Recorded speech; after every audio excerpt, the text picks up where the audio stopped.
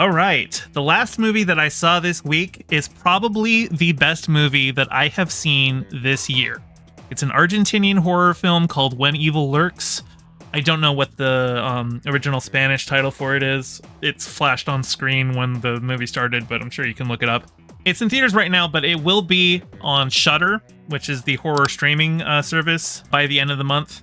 And even though I criticized The Exorcist for doing that, The Exorcist Believer was like a big budget, like mainstream release from Hollywood. This is an Argentinian film getting an American release. So I think it was produced also by Shudder, the horror streaming service. So they just wanted to make sure it could get a theatrical release, probably for like the award shows, but then it will be available for streaming. So if it's not playing in one of your local theaters, don't worry, there will be a way to watch it soon, and you're going to want to see this one. I went in not really knowing much about it. I think I had seen a trailer for it, but I'd kind of forgotten. This is an amazing film, and just like Exorcist Believer, which I just watched, it is another demon possession movie, and I think this one is by far the better one. The movie is set in a kind of a post-apocalyptic world, but in a way where you're not really aware of it at first, because a lot of people are just still like living their lives, doing the normal day-to-day stuff that you might have otherwise, except that there has been a plague of demon possessions that have basically been wiping out entire areas, and there's like all these rules about how it works that they lay out and how you have to deal with with possession, and a lot of these rules are difficult to follow. Like you know, you watch the movies, and the people in the horror movie, they don't do what they should be doing to survive, and you're like, oh, you're stupid. For this movie, a lot of these rules are genuinely hard to follow, and so while you have characters who make stupid mistakes that screw them over, the stupid mistakes they make aren't the result of bad writing.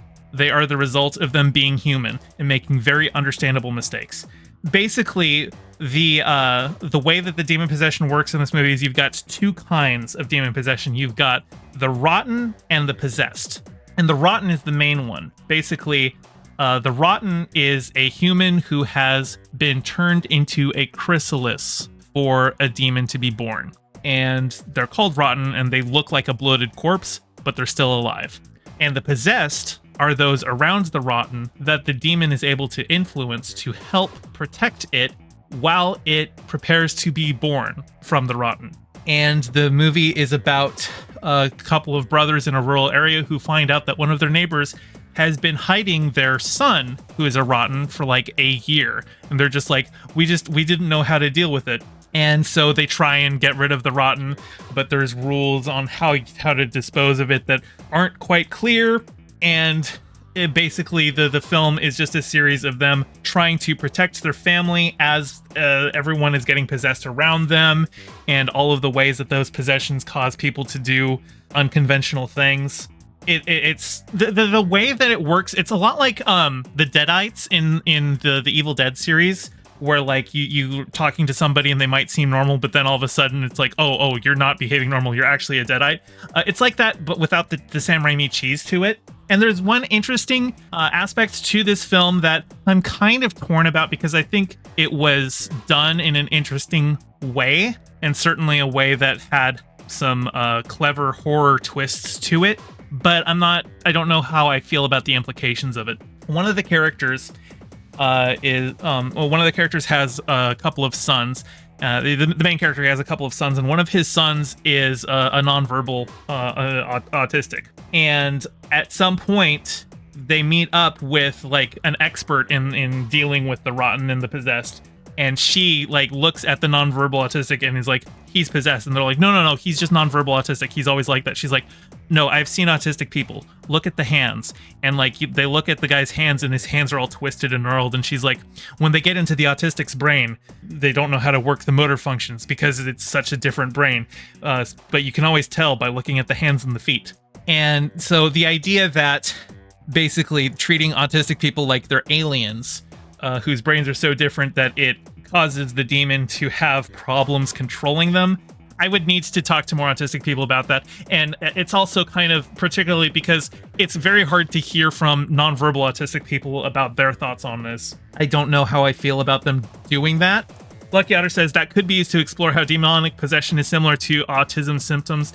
Sideful says that's not how autism works. Yeah, like I said, it's the way that they did it was clever from a writing standpoint, but I don't know how respectful it is to the actual ways that autism works, and I don't know how respectful it was to the autism community. But there is one terrifying moment when you realize that the demon has gotten full control of the autistic kid, because he walks in through the door with zero mobility issues and just speaks normal Spanish, and it just is behaving like a normal kid. And by normal, I mean, neurotypical.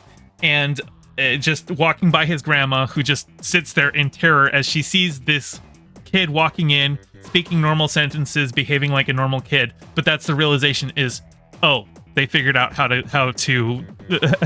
break through the autistic barrier or whatnot, and now they have full control of him. And I was actually I was talking about this the other day with a couple of friends of mine, who pointed out that that's an interesting like subversion where like maybe in the past things that we used to call demonic possession would nowadays probably be more accurately acknowledged as symptoms of autism, where this turns it on its head, where the symptoms of autism are actually signs that the kid's okay, and it's when he's behaving neurotypically that's when, that's the twist. That's when the demonic possession sets in. But again, I think it's a clever bit of writing. I just don't know how respectful it is. So that's the part of the film that I'm very conflicted on. But it's a very scary movie in very relatable ways. I haven't seen probably any Argentinian cinema before this point. So, having no actors to recognize, just going into this, the whole thing, it's so refreshing. It's probably one of the best films that I have seen in the last decade, and it's definitely the best film that I've seen this year. I can't recommend it enough. If you can't see it in theaters because it's just not playing in your area, I try to watch my movies, I try to watch matinees, and this one was only playing at night in my area, so I decided to go watch some movies at night, which I tell you, that was interesting because after I got out of the theater, got into my car, dark and raining, and my Waze on my phone wasn't working. I had to restart it several times, so I'm sitting here dealing with my phone on the fritz while I'm trying to get it up so I can get directions. I mean, obviously, I know how to... I go to the theater enough, I know where it is. It's just I like to have Waze up there to alert me of traffic accidents or cops setting things up. But it was just the eeriness of sitting in the parking lot and having something not work right after getting out of a pretty good horror movie that, on an intellectual level, I knew everything was fine, but it's just that little bit of it was a nice touch after getting out of a really good horror movie to walk out into the night sky and have issues getting everything started up. Lucky Otter says stereotypes of demonic possession are similar to some autism symptoms. This could be used to explore that. Well, yeah, that's kind of what I was talking about, and by having the kid suddenly just walking and talking normally was a direct inversion of what traditional demonic possession stories might have been. I highly recommend this movie. There's gore in it, but I don't think it's excessive. And this movie is not reliant on jump scares at all, even as there might be shocking moments. The movie is really just building up on the fear of everyone around you at any point could become possessed by this demon. I highly recommend seeing it. And if you can't see it yet, you will be able to in 2 or 3 weeks, because it'll be on Shudder. 10 out of 10. Go see this movie. Hey, thanks for watching. I'm trying to get my channel monetized, so your view means a lot. Don't forget to toss me a like and subscribe and ring the bell. I stream every Monday and Thursday at 5 p.m. Pacific, so catch me live and join in on the convo. You can find all my socials in the description below, and thank you to all my patrons with a very special shout out to my Whale Shark tier patron Ryan D and my Anemone friend tier patron Piftle Cakes. Your support means the world. Catch you next time.